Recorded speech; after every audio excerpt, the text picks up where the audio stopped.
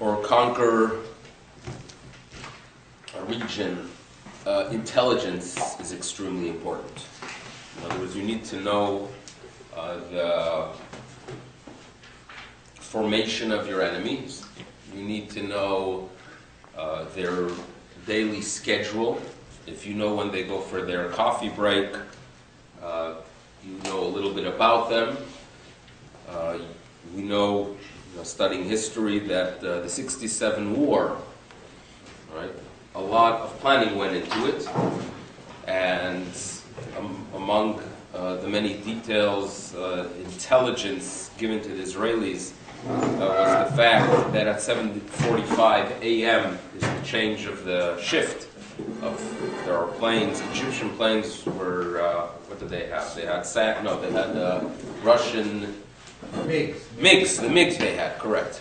You were there. You were. No, I was alive then. That we know. He's been resurrected. So the Russian MiGs would take rides through the skies, and then at 7:45 they would come back, and they would have their coffee break with the pilots designated for the next shift. So at 7:45 the planes are on the ground, and the Israelis went. They bombed the runways, bombed their planes, and Shalom al Yisrael. Yom Kippur War was the total opposite. We had the Egyptians who were extremely well prepared. They knew exactly the proper date when the Israelis are not present in their bunkers. It boils down to intelligence. No one will argue that doing your research into the condition of your enemy is a lack of faith. Everyone will agree that it is common sense to go ahead and research and figure out an area you will be conquering is the normal, proper, common sense thing to do. And then you open this week's portion, and on the surface it appears that a nation is criticized and condemned due to the fact that they send spies to figure things out. Because we all know that the results were painful. And you always wonder, what's the big to-do? What did they do wrong? Why are they considered, quote-unquote, sinners for sending the spies? So let's go ahead and read the text a little bit and try to figure out what the key words are that's supposed to provide us information that will give us insight into the events. What you have to remember is that we always have this challenge when we study the Chumash. You're discussing beings that are not exactly like us. Avram, Yitzchak, Yaakov, right? Sarah, Rachel, Leah. These are people that communicate somehow in some form with a higher being. Today, we don't, at least the normal people among us don't communicate with a higher being. So they are people that we look at as from a different era, a different way of thinking, living. So we are very detached from them, but then at the same time, this text and our tradition seems to indicate that we are supposed to learn things from them. So there's a little bit of a struggle here. You take a person that's in a different realm, and you say, go ahead and learn something from him.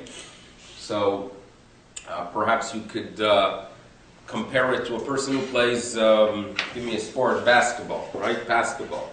So you used to play basketball, right? And your grandchildren are good players. I'm not saying you weren't. I'm just saying that currently they're very, very good players. Are there benefits? Is there any technique you could learn from watching an NBA game? When you would watch Chamberlain, right? Or when you would watch Jordan. Was there anything you could learn from him? Sure. There is. That's the right. Okay, good. That's the right answer. And that is basically the answer that we are seeking here. That yes, they are the level the NBA players play at is nothing close to what for sure I and perhaps even what you were able to do in the past. But the reality is that there is still something you could learn from. Perhaps a technique, perhaps there's something you could pick up. So that's what we have to understand, that we're not saying they are like us, but we are saying that there's what we could learn from them as they are presented. So now, Vaydaber Hashem el Moshe lemor, Shlach lecha anashim. Go ahead and send forth men, lecha, which would on the most basic level mean for you. Veyaturu, and they should go ahead and spy out the land of Canaan, Asher ani noten livnei Israel, which I am giving to the people of Israel. And they should be representatives of the tribes, and the representatives of the tribes should come back and fill you in. The names are given. This is very significant. The names of the individuals are given. The rabbis and the Talmud play with some of the names that they signify negativity. And if you look at the end of verse 16, one of them gets a name change before he travels, as if he was on a blacklist with the name of Hoshea bin Nun before crossing international boundaries. What name does he get? Yehoshua. Okay, even though he does appear earlier as Yehoshua, it seems to be that Hoshea has a personality that needs some kind of adjustment. Hoshea is described as the disciple par excellence of his master, of Moshe Rabbeinu. The essence of a disciple is a being that is willing to accept anything the master teaches. Right? There are individuals who are more independent. They think independently. At times that is very important, but if you have the privilege of serving a master who is a wellspring of knowledge and inspiration, perhaps when you are spending time with this master, your focus should be to go ahead and absorb everything, absorb every nuance of his behavior and of his thought. So that attitude needs an adjustment if he is going to be spending now the next few weeks with a bunch of troublemakers. The attitude of accepting and not processing on his own conversations, thoughts, insights, and attitudes would be dangerous. So he needs some kind of shift here. So that's perhaps a way of understanding his name. And Moshe Rabbeinu gives them guidelines, verse 18, Uritem et haaretz mahi. You should go ahead and see the land. How is it? Ve'et ha'am yoshev alea. And go ahead and assess the condition of the dwellers of the land. Is it chazak or rapah? Is it strong or rapeh or weak? Numbers, assess that as well. Verse 19. How's the land which it dwells in? Is it tova, ra'ah? And tell me, are they settled in open areas or in fortified areas? Extremely important when you conquer a land. Now, then you have to go ahead and assess the natural conditions. Is it fertile, lean? Will you find a tree in it? Okay? All that is significant. Every piece of information up until now deals with information. Here they are told to act. And if I am looking for words, key words, to give me a bigger picture of what's happening here, the words that appear at the end of verse 20 are extremely significant. And they are told, Vehit chazaktem, you should go ahead and strengthen yourselves, ulekachtem mipri haaretz, and take from the fruit of the land. You have to strengthen yourselves before you take the fruit. In other words, before you go ahead and pick the item that's going to be described soon, roll up your sleeves, and then you take it. What's the requirement of strengthening yourselves? Okay, they're going to have to schlep it. They won't be able to travel light anymore. But there must be more to it, and therefore I am identifying these words as key words. It could be the second half of this statement is actually giving them a little bit of a hint what fruit they should bring back. Because the Torah tells us that the days were the season of the first ripe grapes, Yamim, Yemei, Bikurei, Anavim, indicating that the fruit of choice, the fruit that would be on sale during that period of time, the fruit that would really indicate the magnificence of nature and of that land, would be the grapes. Now, last year we had a whole discussion of what the grape symbolize, the switch from grape to wine, but for now what we know is that they are told to vehit chazaktem. For some reason, by taking the fruit, you have to be mitchazek, you have to strengthen yourselves. They do the following. They enter the land in verse 21. They first go up through the Negev, and they arrive in Hebron. There's an interesting tradition that if you look at the word that describes their arrival in Hebron, it is in the singular, and there's a rabbinic tradition that one of them, one of the 12, made it his business to stop in Hebron to pray at the grave of the Avot and Imaot. And this is the first reference in our tradition to the concept of praying at graves. And therefore it is Jewish. It is a Jewish concept to pray at graves. Who are you praying to? Who are you talking to? That's already a whole new discussion. How far do you go with it? That also is a massive, a very significant area in Jewish thought, that there are some members of our religion, of our faith, that place a tremendous amount of emphasis on visiting graves. There are people that when they're touring Israel, that is on their to-do list. I have at home a map that I got from the Ministry of Tourism, and it's called the Map of Israel for the Jewish Visitor. So, it didn't have exactly where on Lake Kinneret I should try walking on, but it had more information about graves, and it was a significant point of telling me where graves are in Israel. No question part of our tradition. The question is, how far do you go with it? In other words, does that become the main goal of your visit? Do you go out of your way? Is there more to learn from live people, perhaps? A lot of the graves, and this is something you have to be careful who you say this to, I'm not sure if all the graves they believe are actually graves of people are actually those people at all. Now, this could be considered heresy in some communities, so be careful who you say it to. Yeah, you don't have to delete it, but just like if you could fast forward, if you could about skip minute 6. And the reason is that they were discovered by someone who identified many of them in the 16th century with a divine spirit. So there are different schools, what attitude we take. There are those who believe in it and accept it. There are those who are more, they question it. Okay, different schools exist, but no one could take away that general idea that there is a benefit of going to a Kever Rachel. There is a benefit in going, and it's among the many good things that Judaism offers if you put it into the right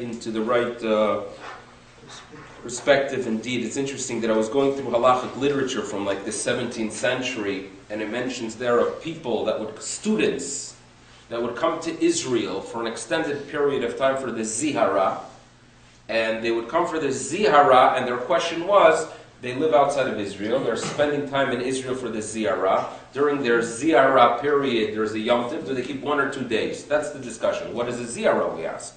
What is a Zihara? I had no idea what a Zihara is, but Google knew a little bit more than me. So I go to Google, and Zihara is actually derived that Muslims, they would make tours to different places and visit graves.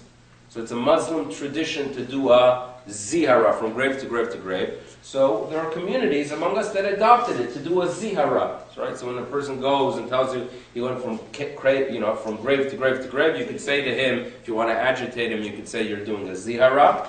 Or the truth is, you could say that you are following what we find in our tradition, but like everything in Judaism, if a concept exists, if you blow it out of proportion and make it all of the religion, it looks a little bit foreign. And that's what we try to do, to have a complete view of our Judaism, to know what is Jewish, what's not Jewish, and how much we emphasize on these things. That's the picture we try to get. In Israel, there are those who leave Israel, for example, to go visit graves in Europe, and there are others who believe that you're not supposed to leave. Israel is a holy land. Israel is a homeland of the people of Israel. And there are people I met, from the Haredi community that would say they would never leave in a million years, believing it's absurd to leave Israel to go visit a grave in the Ukraine, right? But to go visit a grave in the Ukraine, you're seeking holiness, so, look out your front window. There's actually a tradition that someone turned to Rabbi Shlomo Zalman Auerbach, the great posek, and they asked him about leaving Israel to visit a grave somewhere in Europe. And he said to him, if you are interested in visiting a grave of holy individuals, we are standing here in Beit Vegan, cross the street and go to Har Herzl. And in Har Herzl there are soldiers that gave their life to protect the Jewish state. And those are holy souls. You could daven there as well, which is a beautiful story. So that's what we have. They come to Hebron. And who do they meet in Hebron? Descendants of giants. Achiman, Sheshai, Talmai, which are Yelidei Anak, the mighty giants. People that you would be terrified by just seeing them. And then we are at some more information about Hebron is given to us. So stay in verse 22. What we learn is that they meet up with giants, scary warriors. So here you have a nation that's trying to figure out how to conquer the land. Who do they encounter? Terrifying beings. Gewalt. They come afterwards, verse 23, and we're going to see that as a reaction. Verse 23 is another key verse here. Vayavo ad nachal Eshkol. They come to the valley of Eshkol. And what do they do in the valley of Eshkol? Well, they were told to vehit chazaktem. They were told to strengthen themselves and take from the fruit of the land. But what do they do? Well, they do it. They vayichretu. They go ahead and they cut zmora. They go ahead and they cut this vine which had a cluster of grapes, Eshkol Anavim Echad, and they carry it. It's a large one. They need either two people holding a pole, as the Ministry of Tourism presents it, which is always something we discussed, which is fascinating, that the symbol of tourists to Israel are the worst tourists in the history of our nation. And then we have other traditions, but they take as well pomegranate and they go and take a fig. Verse 24. They just cut a grape. Well, guess what? La makoma ukara Nachal Eshkol. They named the valley Nachal Eshkol because al odot, due to the cluster of grapes that the children of Israel kartu misham bnei Israel. The word kartu, which is more than a cut, it's just to sever something, a complete detachment from its source. And traditional, when you talk about a soul that sins and is no longer attached to the body of the people of Israel, it's a term, karet, a very harsh word. So we go ahead and we say, and we use this term for the nebach, for the fruit that was detached, that was cut from the land.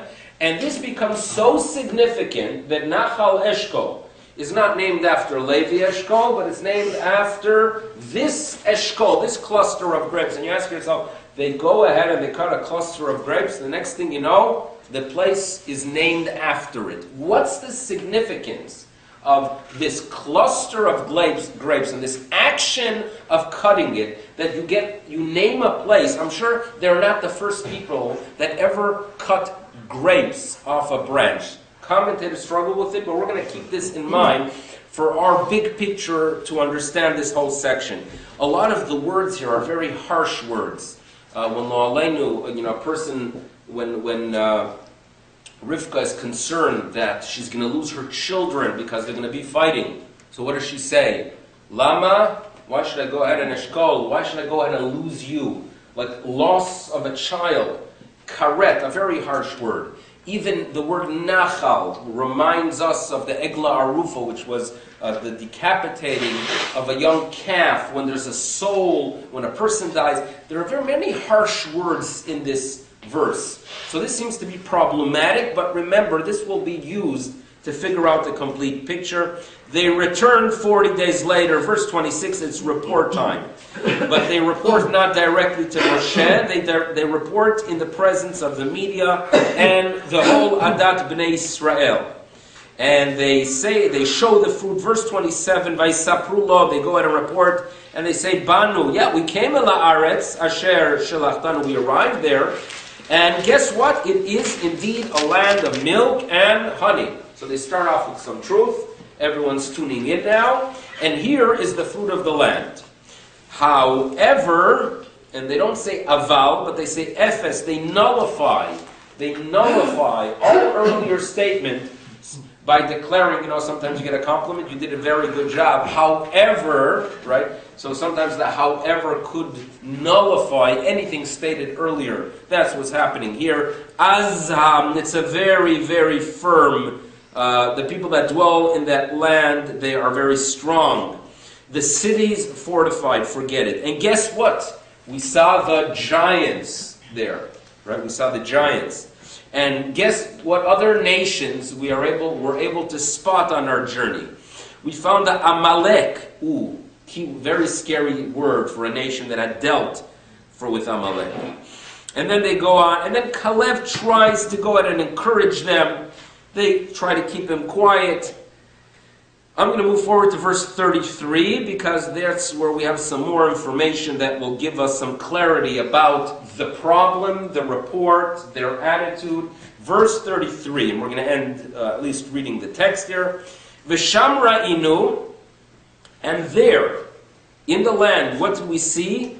Et ha-nephilim, the people that were nephilim, like these people that legendary individuals, that it is as if they fell from a different planet, right? The Transformers.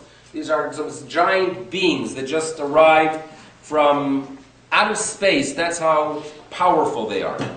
And they were Bnei Anak, they were giants, Mina Nephilim. And you know how they perceived us? Key words here. How did they perceive us? The way we perceived ourselves. How did we perceive ourselves? Vanehi be'einenu, when we saw them, and then we looked in the mirror and saw ourselves. How did we see ourselves? Like chagavim, like grasshoppers. And in addition, we know that v'chen haynu benehem, in their eyes we were like grasshoppers. And Rashi shares a midrash that notes that they were, when they saw us, they said, there were a few ants crawling around. It's interesting that the midrash switches it to ants. The concept is that we were tiny. What I'm going to ask you is if they choose specifically, and if the Torah describes to present their statement as individuals who view themselves as chagavim, there must be something about the chagav, there is something about the grasshopper that is describing their attitude and their actions. And that is part of the problem. So those are things we have to clarify. Statement number one, what was that vehit chazaktem ulekachtem? That when Moshe tells them to take from the fruit of the land, they are told, do it, but strengthen yourselves when you do it. When they are described taking the fruit, it is right after they see the giants, and they did it with an action that is described as a karet. They're cutting it. Eshkol. And the place is named after that action. And then at the end, when they describe themselves while they are doing it, how do they describe themselves? As chagavim. Chagavim. That's what we have to understand. Now, at times, if you would watch, I don't know if there's a specific movie that comes to mind or a specific comedy, but you could at least imagine a person walking over to some dilapidated structure, and he tries walking into the room or the building or the house, and he grabs the knob and he tries opening the door, and what happens? What does he have in his hand? The doorknob, right? And that's like funny. It's at times a sign that he doesn't have control over this structure. Its elements, the details are detached from one another. By grabbing one piece, you don't have a hold of the whole thing, right? In other words, when I go ahead and hold a handle that is intact and connected as it should be, I am not just holding the handle, it is really access to the whole building. When you hand someone a key to the new car that he just won, right?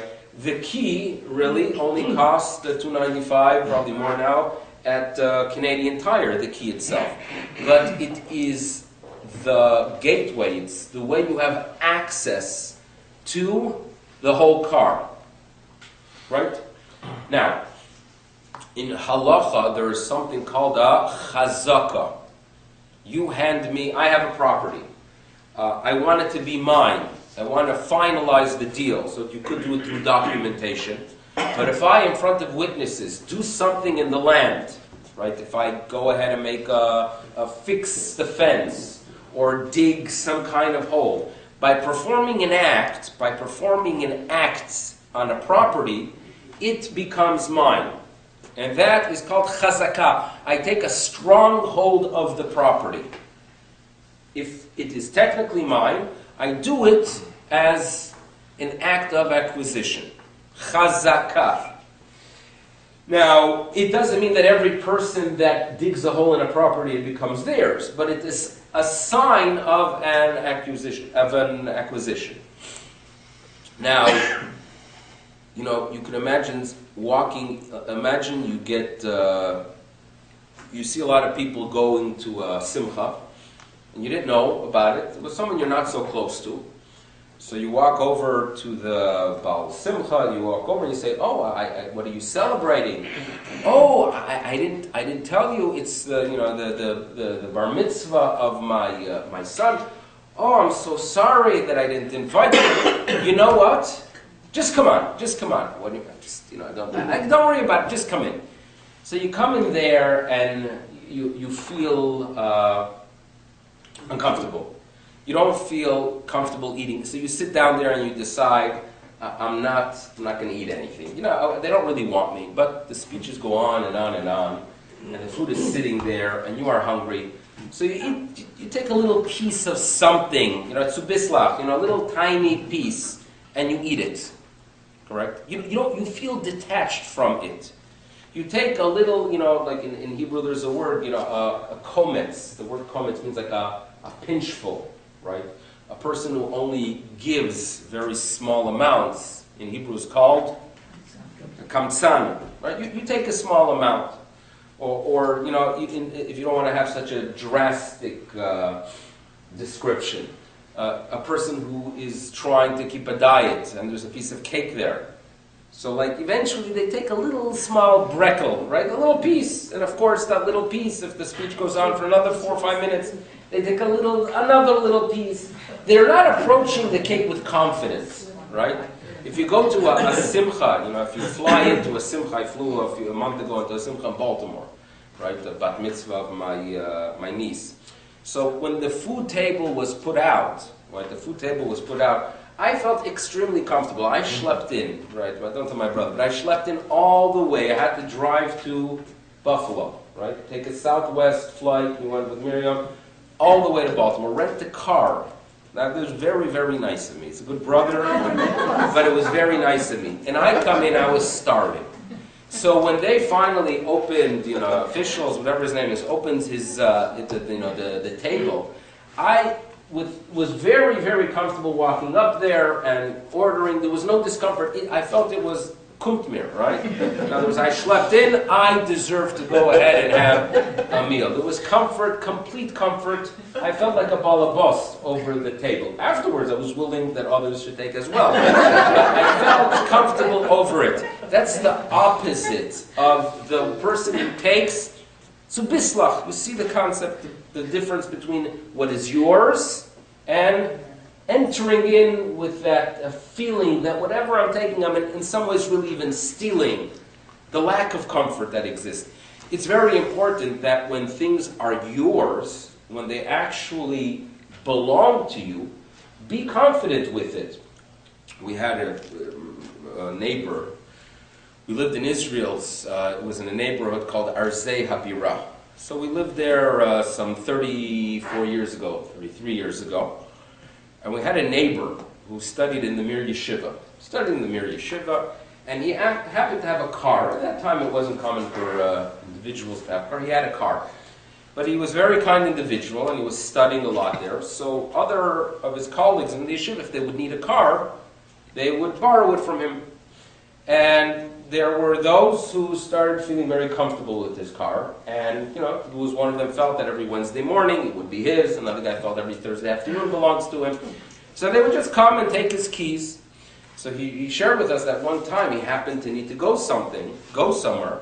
And he turns to someone, one of the person who already reserved Thursday afternoon. And I said, and the guy says, what do you mean you need the car? Don't you know that Thursday afternoon belongs to, I've been doing it already for 6 months straight Thursday afternoon. How can you take your car from me? So there are times that even things that we own, you have to somehow figure out the nice words of, I know I feel bad, I know you've been using it. That's a problem when what belongs to you, you walk in, azevia kamtsin, just picking little pieces out of it without the comfort. With this, we can have an understanding of what's taking place here. Yes, this is a nation that no longer will merit to have a supernatural entry into Eretz Israel as they crossed the sea, or as they left Egypt, or as they experienced the revelation at Sinai, because it is a nation that had a downfall. If you remember last week, it was complaining, right? They're no longer at that supernatural level. But you know what the Almighty wants us to know? That even if we are no longer on that level to merit revelation, to merit an entry which will be supernatural as the Exodus was, the Almighty is still with us. There is a God that is concerned about the welfare of the people of Israel. And therefore, if you view it as your land, and you walk in there with confidence, and the confidence is the result of your belief in that higher being, and your recognition that the higher being wants you to have that land, you will succeed.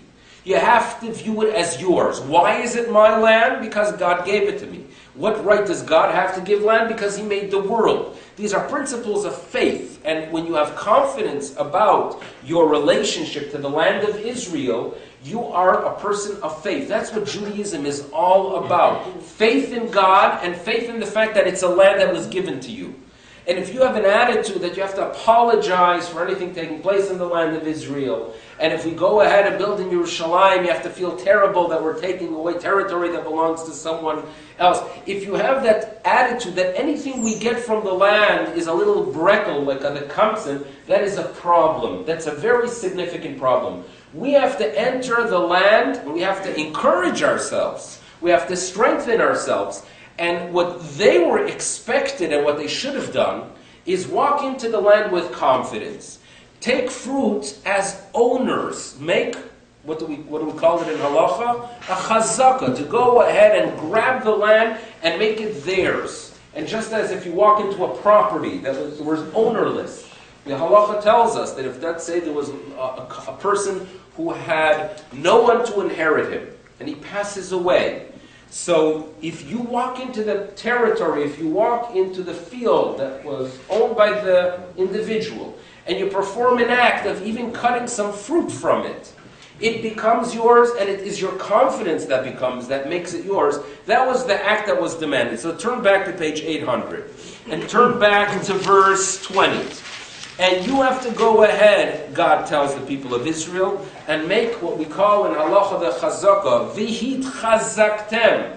Go ahead and strengthen yourselves, not to schlep the fruit, but go ahead and take the fruit and make yourself a confident owner, because I am giving it to you. Worry not about what's happening around you. The Almighty will take care of it. Moshe is telling them what is important is vihit chazaktem, ulekachtem, you should strengthen yourselves and take from the fruit of the land.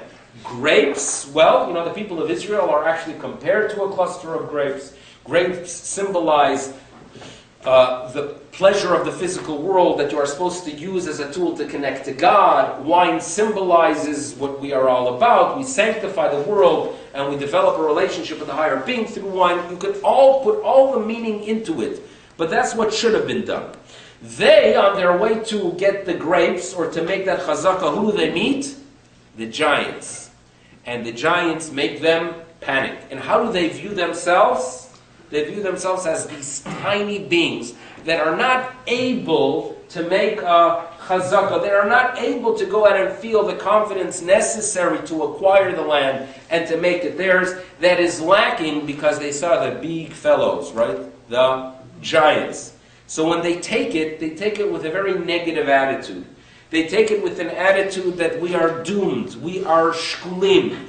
we have a karet, nachal, and all of the words used in verse 23 that describes their arrival in Nachal Eshkol. And Nachal is a low-laying area because this is a low point of their journey, that they are lacking the faith. And in verse 23, Yavo ad Nachal Eshkol, they come to the valley of Eshkol, the Eshkol that's supposed to elevate you. And of course, Yeshuot Esad, you go ahead and you elevate the cup, you feel elevated, they feel like they are in a valley. And they take it out with an act of cutting karet, which symbolizes a detachment. And they carry it, and all they do is carry it with a negative statement, as the rabbis tell us, that they presented the fruit to the people and said, just as the fruit is odd and big, so to the nation there is odd and big, and we're not going to succeed.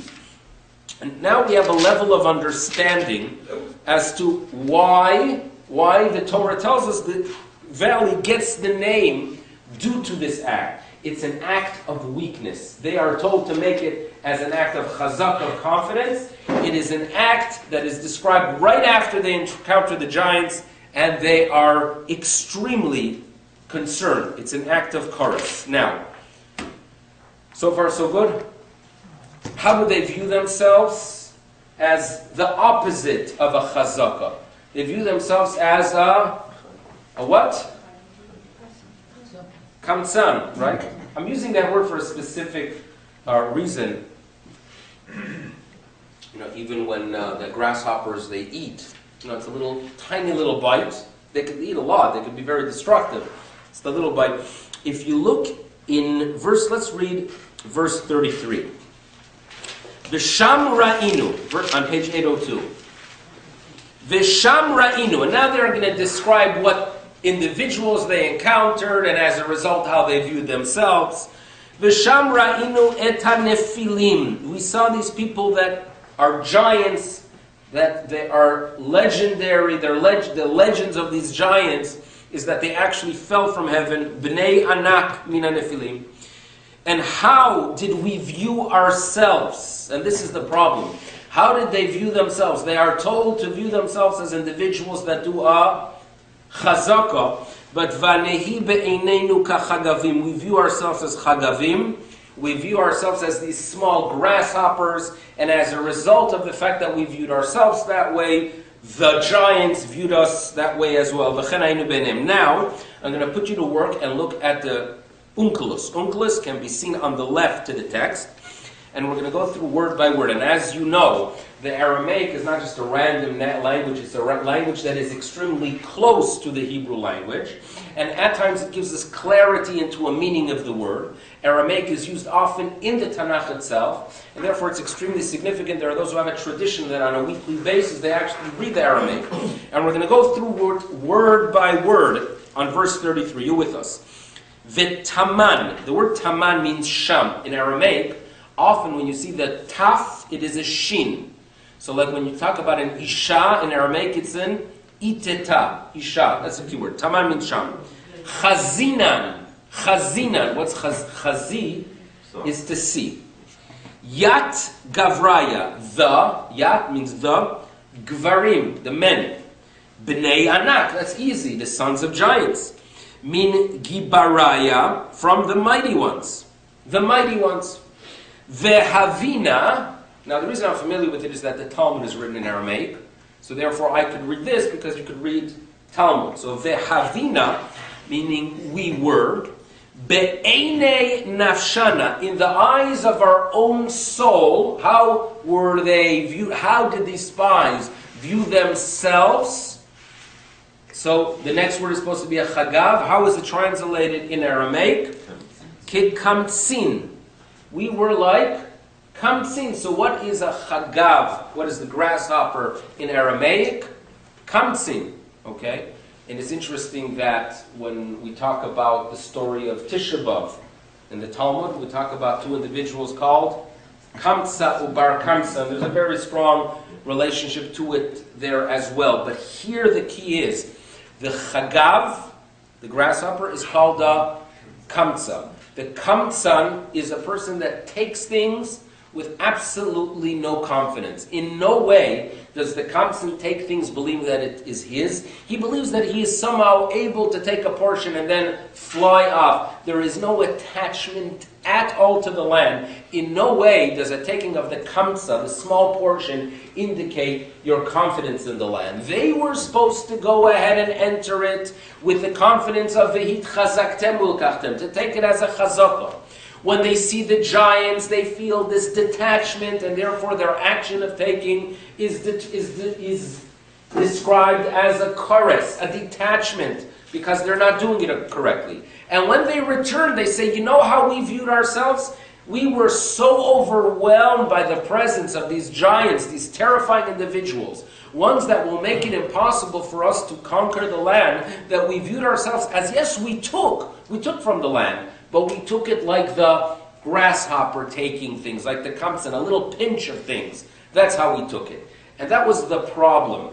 What they should have done is return with a report of confidence, God's giving it to us, and therefore our taking was step one of acquiring. By doing a chazakah, would have been their land, which would have been very beneficial for the future entry. Their attitude was lacking that confidence. Their attitude was that they viewed themselves as ones that don't belong there. They had to defend themselves, always on the defensive. Everything they did in the land, it was on the defensive, and that brought about the destruction and the unfortunate events that instead of entering Eretz Yisrael immediately with confidence in believing that it's our land given to us by a higher being, they entered the land after a 40-year period that was a painful loss for all those present during that period of time. Thank you so much, everybody, and have a good day.